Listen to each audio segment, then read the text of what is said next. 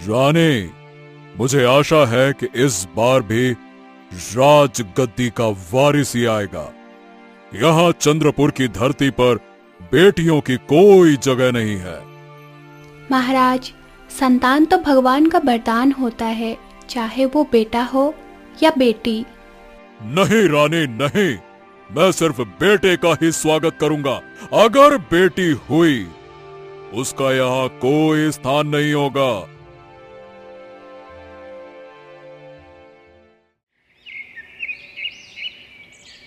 जब गर्भवती रानी के 9 महीने पूरे हुए और बच्चा पैदा करने का समय आया, तो अचानक राजा चंद्रदत्त को कुछ दिनों के लिए एक बहुत ही ज़रूरी काम से दूसरे राज्य की यात्रा पर जाना पड़ा। यात्रा पर निकलने से पहले राजा ने महारानी को अपने कक्ष में बुलाया और उससे कहने लगा,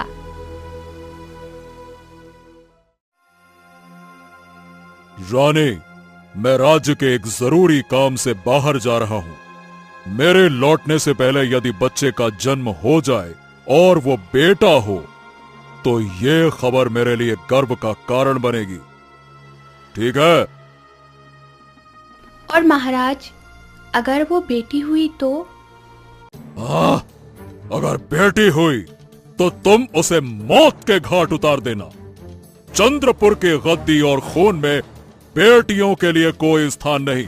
याद रखना, बेटियों के लिए कोई स्थान नहीं। जा रहे हैं हम। ये कहकर महाराज वहां से चले गए। राजा के जाने के 2 ही दिन बाद रानी ने एक लड़की को जन्म दिया।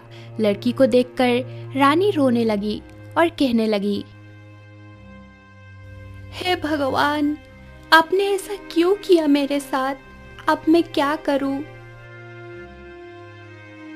उस समय रानी के पास एक दाई मौजूद थी, जो रानी को दुखी देखकर कहने लगी, रानी साहिबा, अब दिल छोटा मत कीजिए। मैं यहाँ पर सबके सामने इस बच्ची को मारने की बात कहकर अपने साथ ले जाऊंगी, मगर मैं इसको मारूंगी नहीं, बल्कि अपने घर में ले जाकर इसको पालूंगी।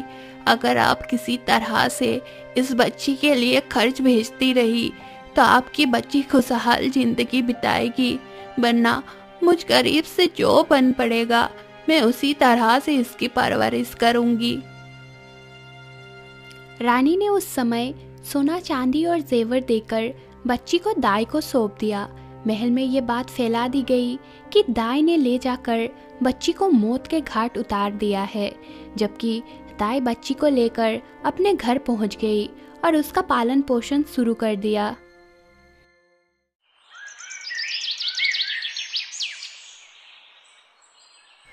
राजा जब अपने यात्रा से वापस आया, तो रानी ने उसे बताया,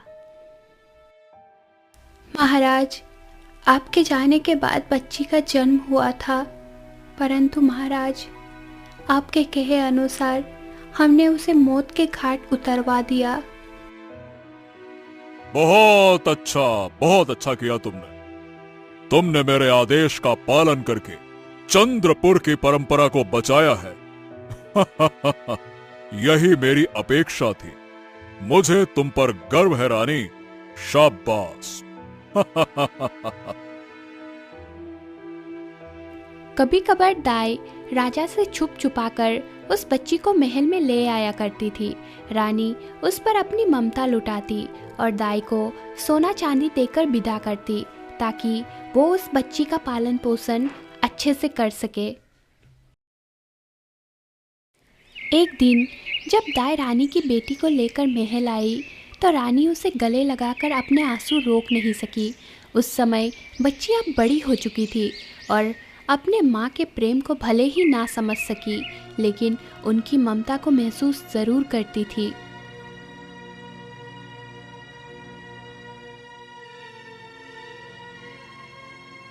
दाई माँ, ये रानी मुझे इतना प्यार क्यों करती है? क्या मैं भी किसी राजकुमारी की तरह लगती हूँ? बेटी, रानी साहिबा का दिल बहुत बड़ा है। वो हर मासूम को अपने बच्चे जैसा ही प्यार करती है। क्या मैं भी इस महल में रह सकती हूँ दाई माँ? नहीं बेटी, तुम्हारा घर तो मेरे साथ है, लेकिन याद रखना तुम हमेशा खास हो। तुम्हारी इस मुस्कान से रानी साहिबा को बहुत खुशी मिलती है। रानी इस बातचीत को दूर से सुन रही थी और उनकी आंखों से आंसू बहने लगे। काश मैं तुम्हें अपनी गोद में रखकर सबको बता सकती कि तुम मेरी बेटी हो, पर शायद ये मेरी किस्मत में है ही नहीं।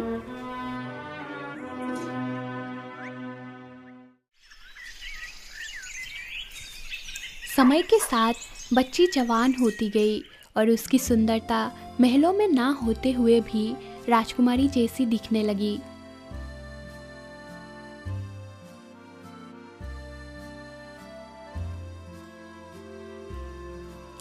एक दिन की बात है, राजा अपने कुछ सैनिकों के साथ नगर से गुजर रहा था कि तभी वो दाई राजकुमारी के साथ उस रास्ते से गुजर रही थी।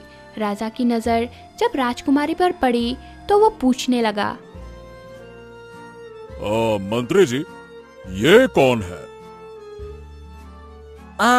ये बेचारी इस दाई की नवासी है महाराज। ये युवती मुझे पसंद है। तुम कल इसके घर मेरा रिश्ता लेकर जाओ।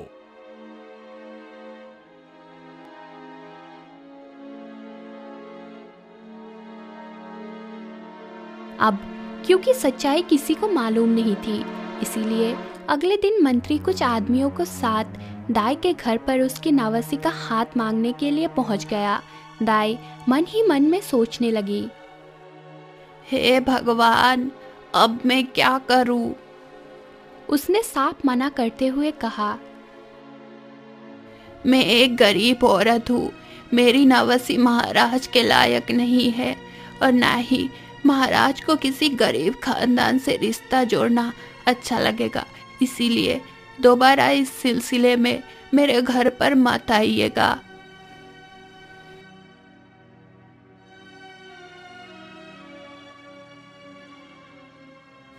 जब राजा को ये पता चला कि दाई ने उसकी नवासी के साथ रिश्ता जोड़ने से इनकार कर दिया है, तो वो क्रोध से भर उठा।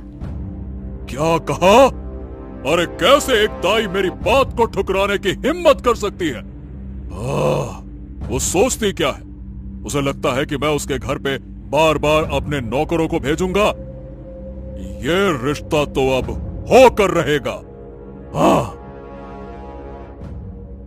राजा ने अपने मंत्री और सिपाहियों को दाई के घर पर बार बार रिश्ता लेकर भेजने का आदेश दिया।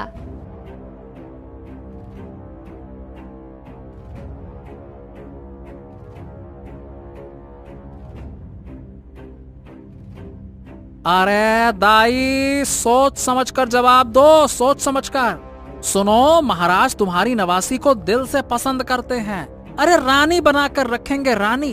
अगर तुमने इस रिश्ते के लिए हाँ कर दी तो सोचो तो सही, तुम्हारी गरीबी मिट जाएगी, तुम्हारी नवासी जो है राजमहल में रानियों की तरह रहेगी, तुम्हारे दिन बदल जाएंगे। अरे तुम्हारे पास इतना धन होगा कि तुम्हें फिर कभी किसी चीज की कमी नहीं होगी। ये सोचो। मंत्री जी, मैंने पहले ही कहा था कि मेरी नवासी महाराज के लायक नहीं है। मैं गरीब हूँ और मेरी नवासी का रिश्ता किसी राजा से जोड़ना मुमकिन नहीं है। जब लालच से बात नहीं बनी तो मंत्री ने उसे डराने की कोशिश की। दाई, अगर तुमने यह रिश्ता मंजूर नहीं किया तो तुम्हारे लिए अच्छा नहीं होगा। महाराज का क्रोध सहना किसी के बस की बात नहीं है, ध्यान रखो।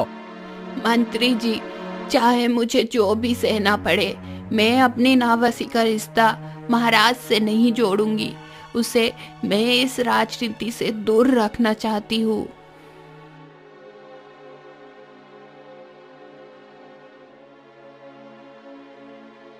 जब राजा को दाई की इस जिद और साहस के बारे में पता चला तो उसका गुस्सा और भड़क गया। हाँ, मेरी बात कान खोल कर सुनो। दाई को पकड़कर इसी वक्त कारागार में डाल दिया जाए और वहां पर उसे कोड़े लगाए जाएं, जब तक कि वो इस रिश्ते के लिए मान न जाए। इसी वक्त सिपाहियों ने दाई को पकड़कर राजा के सामने पेश किया और उसे कोड़े मारने लगे। राजा के सामने दाई चीख पुकार करने लगी। दाई जो पहले से ही बूढ़ी हो चुकी थी, वो मार ज़्यादा देर तक बर्दाश्त न कर सकी और चिल्लाते हुए कहने लगी, महाराज, महाराज मुझे छोड़ दीजिए। महाराज, ये लड़की कोई और नहीं बल्कि आपकी बेटी है। मैंने इसे मारने के बजाय अपने घर में ले जाकर इसका पालन पोषण किया है।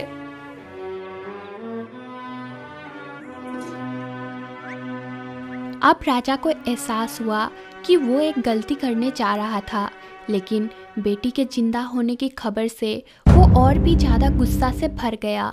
उसने अपने बेटे यानी राजकुमार को बुलाकर यह आदेश दिया, हाँ राजकुमार, मेरी बात ध्यान से सुनो। तुम इसी वक्त अपनी बहन को जंगल में ले जाकर इसे मार डालो। उसकी आंखें निकालकर और उसका खून लाकर मुझे दिखाओ, ताकि मुझे विश्वास हो जाए कि वो अब इस दुनिया में नहीं रही। जल्दी से मेरे आदेश का पालन किया जाए, इसी वक्त। राजकुमार परेशान हो उठा। वो अपने हाथों से अपनी बहन को नहीं मार सकता था, मगर मन ही मन में वो ये बात भी जानता था, हे भगवान, अगर मैं ये काम नहीं करता हूँ तो महाराज मतलब मेरे पिताजी गुस्से में आकर मुझे और मेरी बहन दोनों को ही मार देंगे। करूँ तो क्या करूँ? मजबूर होकर राजकुमार अपनी बहन को साथ लेकर जंगल की ओर चल पड़ा। जब वो लोग जंगल में पहुंचे तो अपनी बहन के लिए राजकुमार के मन में प्यार उमड़ पड़ा। उसने अपने बहन से कहा, देखो बहन, मैं किसी भी हाल में तुम्हें अपने हाथ से मार नहीं सकता, सीधी बात है। मैं बस इतना कर सकता हूँ कि देखो, मैं तुम्हें यहीं पे छोड़ देता हूँ, फिर आगे तुम्हारी जो भी किस्मत हुई। नहीं भाई, तुम मुझे यहाँ पर मार दो और मेरी आंखें निकाल लो, वरना अवश्य ही राजा तुम्हें भी मार डालेंगे। और हाँ, मुझे ये बात बिल्कुल भी मंजूर नहीं होगी। भाई बहन दोनों एक दूसरे की ओर देखकर रोने लगे। आखिरकार किसी तरह से भाई ने बहन को मना लिया और फिर राजकुमारी जंगल में घुस गई। इसके बाद राजकुमार ने जंगल में इधर उधर से एक हिरनी का शिकार किया। उसने हिरनी का खून निकाला, उसकी आंखें ली और जाकर राजा को दिखा दी।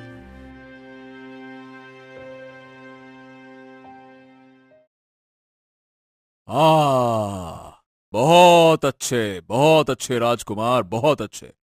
अब मुझे तसल्ली हो गई है कि वो अभिशाप इस दुनिया से मिट चुका है। चंद्रपुर की गद्दी अब सुरक्षित है। बहुत अच्छे, शाबाश। राजा को यह विश्वास हो गया कि उसकी बेटी मर चुकी है, लेकिन इस झूठ ने राजकुमार के दिल पर एक भारी बोझ डाल दिया। जब रानी को यह खबर मिली कि उनकी बेटी को मार दिया गया है, तो उनका दिल टूट गया। उन्होंने तुरंत अपने बेटे को बुलाया और सच्चाई जाननी चाहिए। राजकुमार, सच सच बताओ, क्या तुमने अपनी बहन को मार डाला? माँ, मैं अपनी बहन को नहीं मार सका। वो मेरी जान थी। मैंने उसे जंगल में छोड़ दिया और हिरनी का खून और आंखें अपने मतलब पिताजी राजा महाराज जी को लाकर दे दी। आप खुश हो जाइए कि आपकी बेटी और मेरी बहन जिंदा है। हाँ, लेकिन वो फिलहाल अब अकेली है। ये सुनकर रानी की आंखों से आंसू बहने लगे। तुमने सही किया बेटा। मेरी बेटी को बचाने के लिए तुम्हारा ये कदम ईश्वर का आशीर्वाद है। हे ईश्वर, मेरी बेटी का रक्षा करना, उसे इस अंधकार से बाहर निकलने का मार्ग दिखाना।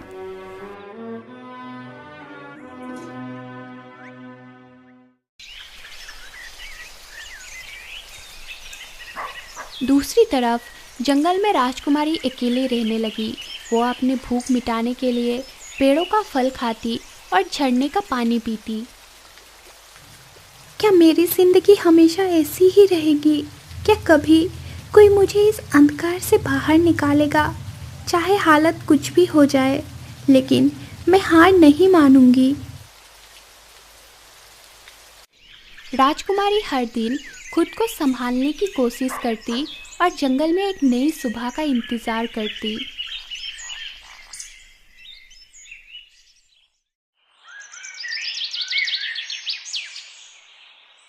कुछ समय बीता।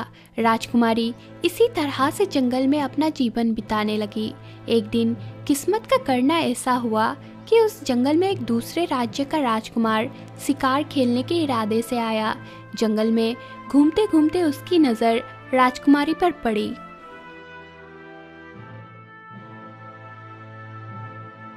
राजकुमारी की सुंदरता देखकर राजकुमार मोहित हो गया।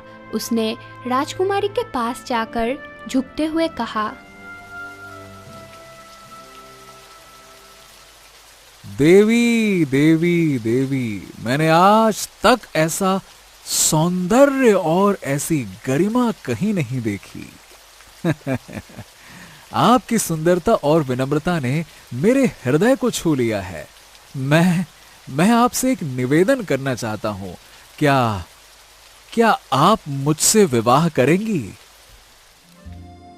राजकुमार, मैं आपके उदार शब्दों के लिए आभारी हूँ, लेकिन क्या आप जानना नहीं चाहेंगे कि मैं कौन हूँ?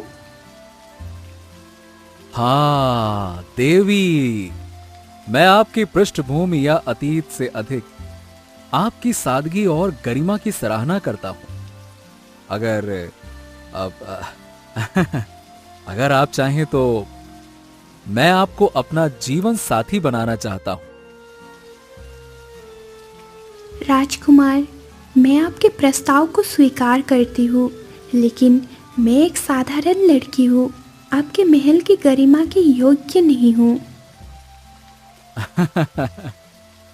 देवी, मेरे लिए आपसे बढ़कर और कोई योग्य नहीं हो सकता। आइए मेरे साथ चलें। मैं वादा करता हूं कि आपका हर सपना साकार करूंगा। आइए देवी।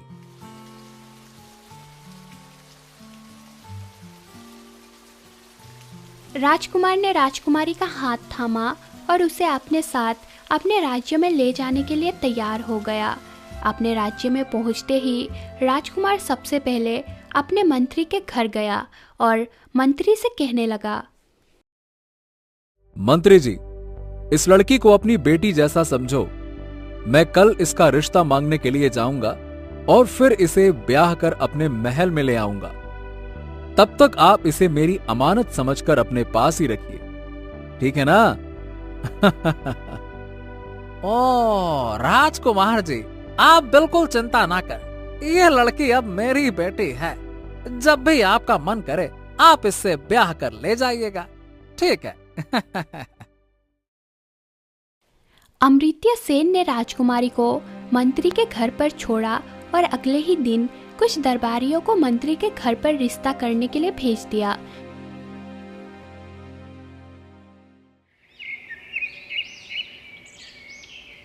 दो दिन बाद अमृत्य सेन और राजकुमारी की बड़े ही धूमधाम से शादी कर दी गई। अमृत्य सेन अब राजकुमारी के प्रेम में सब कुछ भूल चुका था। उसने कभी राजकुमारी से उसकी पिछली जिंदगी के बारे में नहीं पूछा। धीरे धीरे 1 साल बीत गया। एक दिन उसने राजकुमारी, जो अब रानी बन चुकी थी, से पूछा, तो रानी, अब तुम बताओ मुझे कि तुम कौन हो, किसकी बेटी हो? अरे इतनी बड़ी दुनिया में तुम्हारे अतीत की कोई ना कोई कहानी तो जरूर होगी ना, बताओ। राजकुमार, मेरा अतीत बहुत दर्द भरा है। मैं नहीं चाहती कि उसे याद करके आपकी खुशी कम हो। रानी, अगर तुम्हारा अतीत दुर्भाग्य भरा था तो मैं उसे जानकर तुम्हारे लिए और भी मजबूत बनाऊंगा ना। चलो अब मुझे सब कुछ बताओ मैं तुम्हारे हर दुख में तुम्हारे साथ हूं। बताओ। राजकुमारी कुछ देर तक चुप रही। उसकी आंखों में आंसू आ गए, लेकिन अमृत्य सेन के विश्वास को देखकर उसने आखिरकार अपनी सच्चाई बताने का फैसला किया। मैं चंद्रपुर के महाराज चंद्रदत्त की बेटी हूँ। महाराज चंद्रदत्त को बेटियों से नफरत थी। जब मैं पैदा हुई तो उन्होंने मेरी हत्या का आदेश दिया, लेकिन मेरी जान बच गई क्योंकि एक दाई ने मुझे पालने का जिम्मा लिया। क्या क्या मतलब तुम्हारे अपने पिता ने तुम्हें मरवाने का आदेश दिया? हे ईश्वर, ये तो बहुत बड़ा अन्याय है। हाँ राजकुमार, उनके लिए बेटियां सिर्फ एक बोझ थी। मैंने अपना पूरा बचपन डर और अकेलेपन में बिताया, लेकिन अब मैं आपके साथ हूँ और मुझे उम्मीद है कि मेरा अतीत मुझ पर हावी नहीं होगी। और फिर राजकुमारी ने अपनी सारी कहानी अमृत्य सेन को बता दी। अपनी पत्नी की ये दुख भरी कहानी सुनकर राजा ने कहा, तुम बिल्कुल चिंता मत करो रानी। मैं तुम्हें तुम्हारे पिता के घर लेकर जरूर जाऊंगा। तुम चिंता मत करो, मैं हूं ना। मुझे मेरे अत्याचारी पिता के सामने मत लेकर जाइएगा, वरना अवश्य ही वो मुझे मार डालेंगे। अरे तुम बिल्कुल चिंता मत करो, मेरे रहते हुए तुम्हें कुछ भी नहीं होगा। हम हैं ना, चिंता मत करो, चिंता मत। राजकुमारी के मना करने के बावजूद भी राजा अमृत्य सेन अपनी इस जिद पर अड़ा रहा और फिर यह फैसला किया गया कि अगले सप्ताह राजा अमृत्य सेन अपनी रानी के साथ उसके माँ बाप से मिलने जाएगा।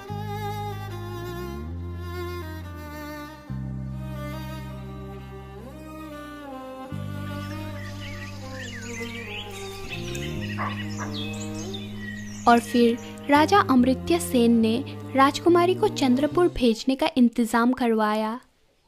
सेनापति जी, मैं किसी जरूरी काम के लिए 2 दिनों के लिए राज्य से बाहर जा रहा हूं। आप हमारी रानी को लेकर कुछ सैनिकों के साथ चंद्रपुर जाइए।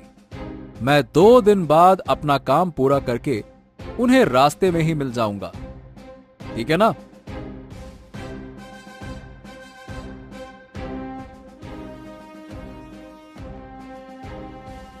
सेनापति राजकुमारी और कुछ सेना चंद्रपुर की तरफ रवाना हुआ। शाम होते होते उन्हें एक जगह पर पड़ाव डालना था। सेनापति ने राजकुमारी के लिए एक आलीशान खेमा लगवा दिया। राजकुमारी ने देखा कि सेनापति का खेमा भी उसके खेमे के बिल्कुल नजदीक लगाया गया था। उसने सेनापति को बुलाकर उससे पूछा, तुम जानते हो मैं एक राजा की बेटी हूँ और एक राजा की पत्नी भी हूँ। तुम अपना खेमा यहाँ पर नहीं बल्कि यहाँ से कुछ दूरी पर लगाओ। महारानी जी, महाराज ने मुझे आपकी सुरक्षा के लिए भेजा है। अगर आपको कुछ हो गया तो भला मैं महाराज को क्या जवाब दूंगा? तुम उसकी चिंता मत करो, मुझे कुछ नहीं होगा, लेकिन तुम अपना खेमा यहाँ से कुछ दूरी पर लगाओ।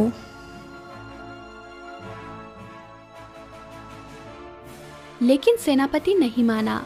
खेमे वही लगा दिए गए। रात को वो खेमे के बाहर ही टहल रहा था। जैसे ही सब लोगों की सोने का एहसास हुआ, सेनापति राजकुमारी के खेमे में दाखिल हो गया। राजकुमारी खेमे में जब आहट सुनी तो वो जाग गई।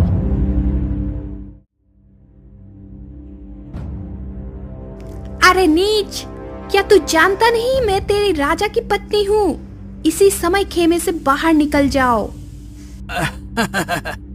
महारानी जी, मैं आपकी सुरक्षा सुनिश्चित करने के लिए ही आया हूँ।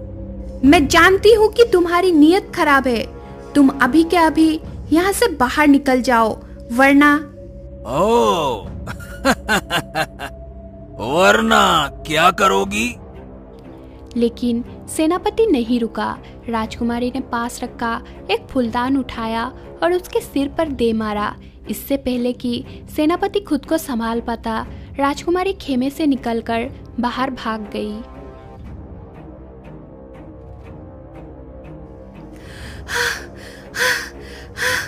अगर मैंने शोर मचाया तो ये सैनिक सेनापति का ही साथ देंगे और मुझे खुद अपनी जान बचानी होगी। राजकुमारी अंधेरे में भागती जा रही थी। भागते भागते उसने देखा कि एक बहुत बड़ी नदी बह रही थी। राजकुमारी का मन अब इन बातों से इतना दुखी हो चुका था कि उसने बिना सोचे समझे बहती हुई नदी में छलांग लगा दी।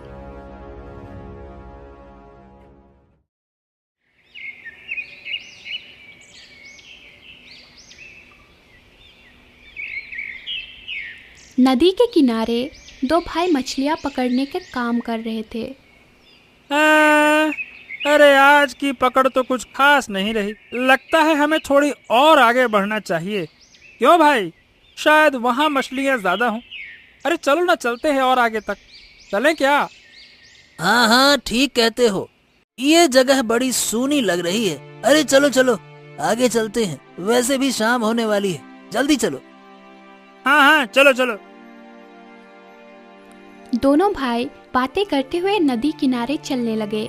अचानक उनमें से एक की नजर नदी में किसी चीज पर पड़ी। अरे अरे वहाँ तो देखो। अरे क्या वो कोई इंसान है जो नदी में बहा जा रहा है? अरे देखो तो भाई। हाँ, अरे भाई ये तो सचमुच में कोई इंसान लगता है। अरे जल्दी चलो, जल्दी जल्दी, चलो चलो चलो चलो, उसे बाहर निकालना होगा। अरे जल्दी चलो। दोनों भाई दौड़ते हुए नदी के पास पहुंचे और राजकुमारी को बचा लिया। अब राजकुमारी इन चारों भाइयों को देखकर एक बार फिर से घबरा गई। वो सोचने लगी, कहाँ तो मैं उस सेनापति से इज्जत बचाकर भाग निकली और कहाँ अब इन चार मछुआरों के बीच फंस गई। उन मछुआरों में से हर एक यही कहता था, ये मेरी है। अरे मेरी है, ये मेरी है। मुझे लगता है कि हमें इसे अपने बापू के पास ले जाना चाहिए। वो समझदार हैं और इसका सही फैसला कर सकते हैं। चलो। आखिरकार उनकी सलाह ये हुई कि इस लड़की को अपने पिता के पास ले जाया जाए। जो भी फैसला उनका पिता लेगा वैसे ही किया जाएगा। दोनों भाई राजकुमारी को अपने साथ अपने पिता के पास ले गए। उनका पिता एक बहुत ही सच्चा और अक्लमंद इंसान था। वो राजकुमारी को देखते ही समझ गया। ये किसी राजघराने की औरत है और मेरा कोई भी बेटा इसके लायक नहीं है। इसी वजह से उसने अपने बेटों को समझाया और कहने लगा, ठीक है मेरे बेटों, तुम दो भाई हो, तुम्हारी कोई बहन नहीं है। तुम इस लड़की को अपनी बहन बना लो और इसकी अच्छे से देखभाल करो। ये लड़की तुम्हारा भाग्य बदल देगी। और फिर दोनों भाई अपने पिता की इस बात पर राजी हो गए। उन्होंने राजकुमारी को अपनी बहन बना लिया और अपने से बढ़कर उसकी देखभाल करने लगे।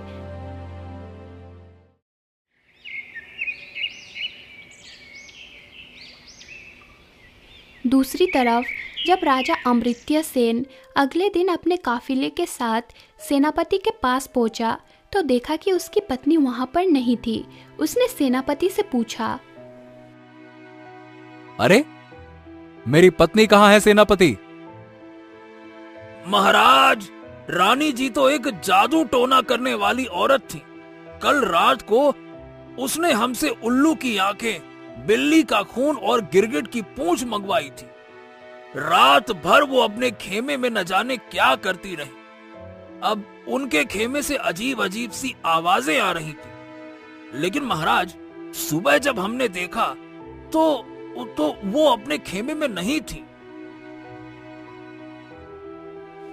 राजा को ये सारी बातें सुनकर बड़ी ही हैरानी हुई। उसे अपने सेनापति पर संदेह था, लेकिन उसके पास कोई सबूत नहीं था। जिस वजह से वो कुछ ना कर सका। ठीक है सेनापति, अभी हम अपने सफर को आगे बढ़ाएंगे और चंद्रपुर राज्य की ओर चलेंगे। वहीं पर पहुंचकर कोई फैसला किया जाएगा, ठीक है? अमृत्य सेन अपने मन में ये सोच रहा था।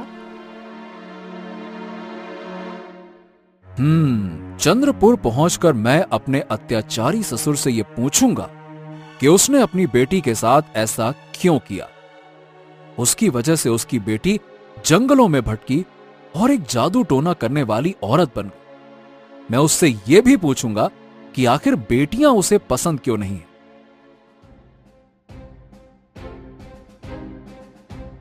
इसके बाद उनका काफिला आगे की ओर चल दिया और चंद्रपुर राज्य की ओर बढ़ चला। इधर राजकुमारी मछुआरों की बहन बनकर रहने लगी थी।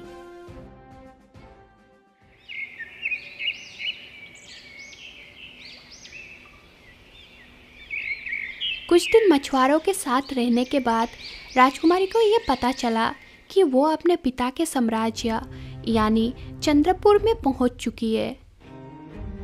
अच्छा, ये वही चंद्रपुर है, मेरे पिता का साम्राज्य, जिन्होंने मुझे मरवाने का आदेश दिया था।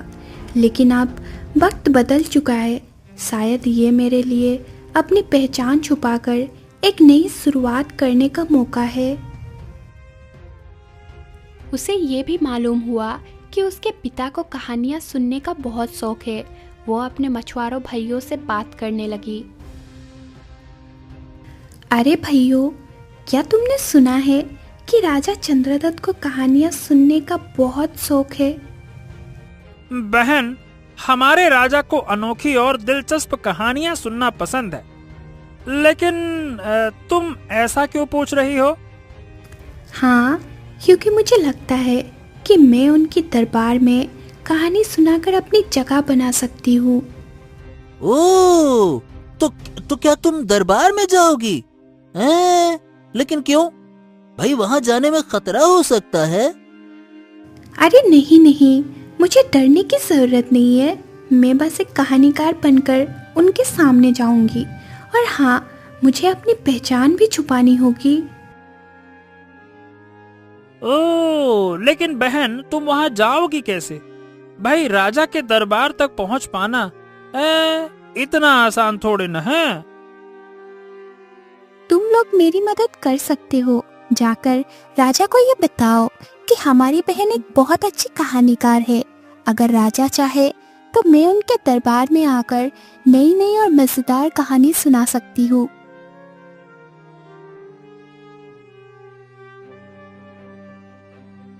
मछुआरे राजा चंद्रदत्त के दरबार में पहुंचे और कहने लगे, महाराज की जय हो, महाराज की जय हो। महाराज, हमारी एक बहन है जो बहुत ही अच्छी कहानीकार है। अगर आप चाहें तो वो रोज आपको कहानी सुना सकती है।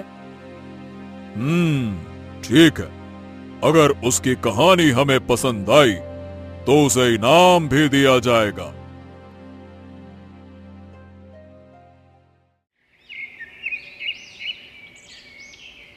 शाम के समय मछुआरे राजा चंद्रदत्त के सामने अपनी बहन को लेकर हाजिर हुए। राजकुमारी ने अपना चेहरा दुपट्टे से ढक रखा था ताकि राजा उसे पहचान ना सके। तो ये वही कहानीकार है जिसके बारे में तुमने बताया था। क्या सच में ये इतनी अच्छी कहानियां सुना सकती है?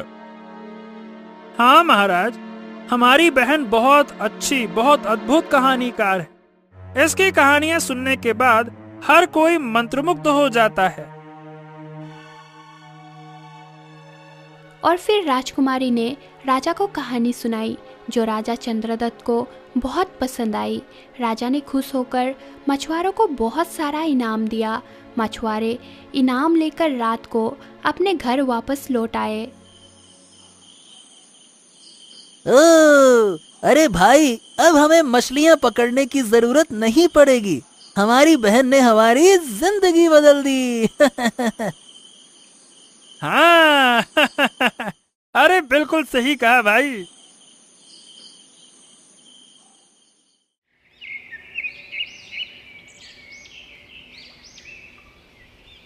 अब राजकुमारी रोज ही अपना चेहरा को दुपट्टे से ढककर दरबार में आती और राजा चंद्रदत्त को तरह तरह की कहानियां सुनाती। इसके बदले में राजा उसे सोने और चांदी के सिक्के देते।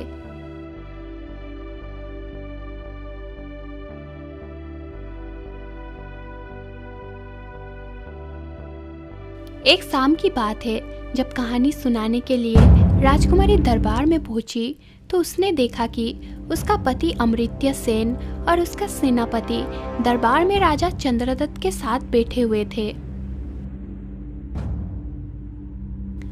राजकुमारी ने सोचा, आज तो कहानी सुनाने में बहुत मजा आएगा। राजकुमारी रोज की तरह अपना चेहरा दुपट्टे से ढक रखी थी। उसने अपने पिता यानी राजा चंद्रदत्त से कहा, महाराज, आज मैं आपको एक बहुत ही खास कहानी सुनाने वाली हूँ। इसीलिए मैं चाहती हूँ कि कहानी के दौरान कोई भी अपनी जगह से उठकर ना जाए। अगर कोई उठकर जाने लगा तो मैं कहानी सुनाना बंद कर दूंगी और फिर कभी कहानी सुनाने के लिए नहीं आऊंगी। राजा ने सबको आदेश दिया, ध्यान से सुनो, कहानी के दौरान कोई भी अपनी जगह से उठकर नहीं जाएगा। चलिए शुरू किया जाए। सभी लोग इस बात पर राजी हो गए। राजकुमारी ने कहानी सुनाना शुरू किया। एक अत्याचारी राजा था जिसे अपने घर में बेटी की पैदाइश बिल्कुल भी पसंद नहीं था। जब उसके घर में लड़की पैदा हुई तो उसने अपनी बीवी को उसे मारने का हुक्म दिया। उसकी पत्नी ने बेटी को एक दाई को सौंप दिया। दाई ने उसे पाल पोस कर बड़ा किया। एक दिन राजा की नजर उस लड़की पर पड़ी तो राजा ने लड़की के घर पर अपना रिश्ता भेजा। यहाँ तक कहानी सुनते सुनते राजा चंद्रदत्त हैरान रह गए। अरे ये कहानी तो मेरी ही कहानी है। लड़की, ये लो और ध्यान से सुनो। कहानी बंद मत करना, सुनाते चलो, सुनाते चलो, आगे बढ़ो। जब राजा को पता चला कि वो लड़की उसी की बेटी है तो उसने अपने बेटे को बुलाकर अपनी बहन को जंगल में ले जाकर मारने का आदेश दिया। लेकिन भाई बेचारा अपनी बहन को ना मार सका और वही उसे जंगल में छोड़ आया। वो लड़की बेचारी जंगल में इधर उधर भटकती, फल पत्ते खाकर अपना गुजारा करती। राजा चंद्रदत्त, जो अब काफी बूढ़ा हो चुका था, अपनी बेटी के साथ किए गए अत्याचार पर बहुत दुखी हो उठा। जब उसे अपनी बेटी के दुखों के बारे में मालूम हुआ तो उसका दिल और भी ज्यादा दुखी हो गया। दूसरी तरफ राजकुमारी के भाई ने जब यह सुना तो वह सहम गया कि ये तो उसका बहन का किस्सा है। उसने बेचैन होकर कहा, लड़की, ये कहानी आगे जारी रखना। मैं ये कहानी पूरी सुनना चाहता हूँ, और आगे बढ़ो। राजकुमारी ने कहानी को आगे जारी रखते हुए कहा, जंगल में दिन गुजारने के बाद एक दिन एक राजकुमार उस लड़की को मिल गया। वो उसके प्रेम में पड़ गया। राजकुमार उससे शादी करके अपने महल में ले आया। राजकुमारी के पति राजा अमृत्य सेन ने जब ये सुना तो वो समझ गया कि ये तो उसकी कहानी है। उसने भी तुरंत कहने लगा, लड़की, ये कहानी आगे जारी रखना। मैं ये कहानी पूरी सुनना चाहता हूँ। राजकुमारी ने आगे कहना शुरू किया। शादी के बाद राजा अपनी पत्नी को उसके पिता से मिलवाना चाहता था। उसने अपने सेनापति को आदेश दिया कि वो सेना की एक टुकड़ी के साथ रानी को लेकर चले। राजा खुद बाद में उसे रास्ते में मिलेगा। लेकिन रास्ते में जब पड़ाव डाला गया तो सेनापति की नीयत खराब हो गई। वो आधी रात के बाद उस लड़की के खेमे में घुस गया और उसके साथ जबरदस्ती करने लगा। लेकिन जैसे तैसे वो लड़की अपनी जान बचाकर वहां से भाग निकली। ये सुनकर वहां पर मौजूद सेनापति घबरा गया। उसे ये एहसास हो गया कि ये तो उसकी ही सच्चाई सबके सामने बताई जा रही है। वो तुरंत उठ खड़ा हुआ और कहने लगा, महाराज, मैं क्षमा चाहता हूँ। मुझे एक जरूरी काम से जल्दी जाना होगा। मुझे आज्ञा दीजिए, मैं जा रहा हूँ। अब तक राजा अमृत्य सेन सारी सच्चाई समझ चुका था। उसने गुस्से भरे स्वर में सेनापति से कहा, मक्कार सेनापति, तुम कहीं नहीं जा सकते। जब तक ये कहानी पूरी नहीं होती है, चुपचाप यहीं बैठे रहो, वरना तुम्हारी गर्दन कटवा दूंगा। बैठ जाओ। घबराकर सेनापति वहीं पर बैठ गया। राजकुमारी ने आगे की कहानी जारी रखी और कहा, फिर वो लड़की नदी में कूद गई। बहते बहते वो 2 मछुआरों भाइयों के हाथ लगी, जिन्होंने उसे अपनी बहन बना लिया। जब कहानी यहाँ तक पहुँची, मछुआरे भाई हैरान रह गए। वो सोचने लगे, ओ, ये तो हमारी ही कहानी है। अब समझ आया। वो भी अब चुपचाप खड़े रहे। राजकुमारी ने आगे कहा, इसके बाद वो लड़की वहाँ के राजा के दरबार में कहानी सुनाने लगी। अब तो राजा चंद्रदत्त की आंखों से आंसुओं की धारा फूट पड़ी। यहाँ तक पहुंचकर राजा चंद्रदत्त का दिल चूर चूर हो चुका था। वो रोते चिल्लाते हुए वहां से उठ खड़ा हुआ।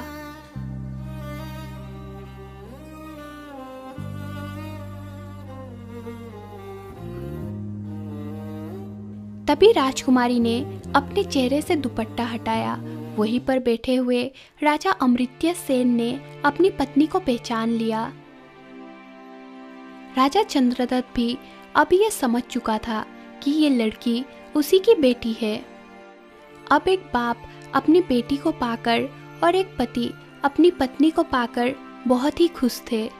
दोनों ने उसी समय सैनिकों को आदेश दिया, दुष्ट सेनापति को कारागार में डाल दिया जाए और उसे मृत्यु दंड देने की तैयारी की जाए। इसी वक्त ले जाओ इसे।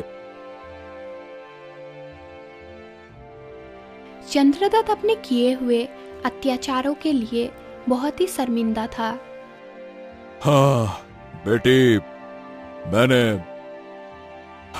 मैंने तुम्हारे साथ जो भी किया उसके लिए मेरे पास माफी मांगने के लिए भी शब्द नहीं है। मैं जानता हूं कि मेरी गलती अक्षम्य है। पिताजी, मैंने आपको हमेशा माफ कर दिया था, लेकिन आपके अत्याचारों ने मुझे ऐसी पीड़ा दी है जिसे मैं कभी भुला नहीं सकती। महाराज, मैंने आपको हमेशा समझाने की कोशिश की, लेकिन आप कभी समझ नहीं सके।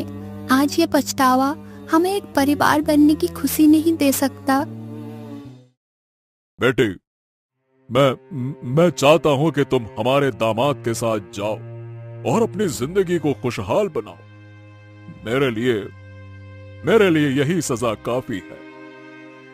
मैं तुम्हारे बचपन का प्यार और हंसी वापस नहीं ला सकता। मैं तुम्हारा गुनहगार हूँ। मैं तुम्हारा गुनहगार हूँ बेटी।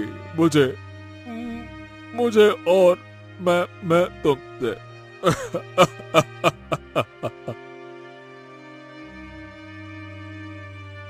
पिताजी, मैं आपकी बेटी हूँ।